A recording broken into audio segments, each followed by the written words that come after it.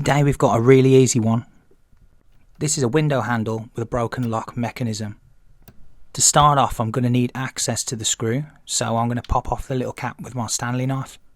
Now I'm just removing the screws at the top and the bottom. It's normally a Phillips screwdriver for this. When the screws have been removed, it should just come off like this.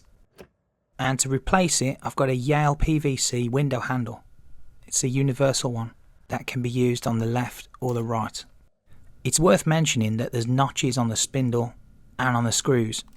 These are the points where you can saw down the screws or the spindle, depending on the thickness of your window. It also comes with a key, instructions, a couple of screws and a little cap. And I think, guys, that this is a perfect fit. It should just swap out like for like without having to saw anything down. Even the screws are perfect size. It's very rare that something like this happens, to be fair. Now I'm going to put the screws in which came in the pack.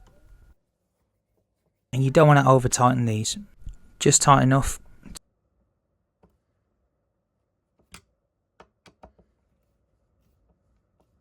And this works perfectly.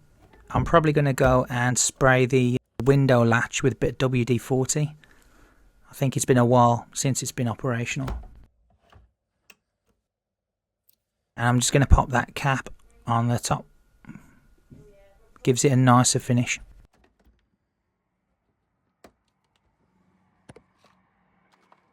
And that's about it, guys. So thanks for watching, and please check out my other DIY videos.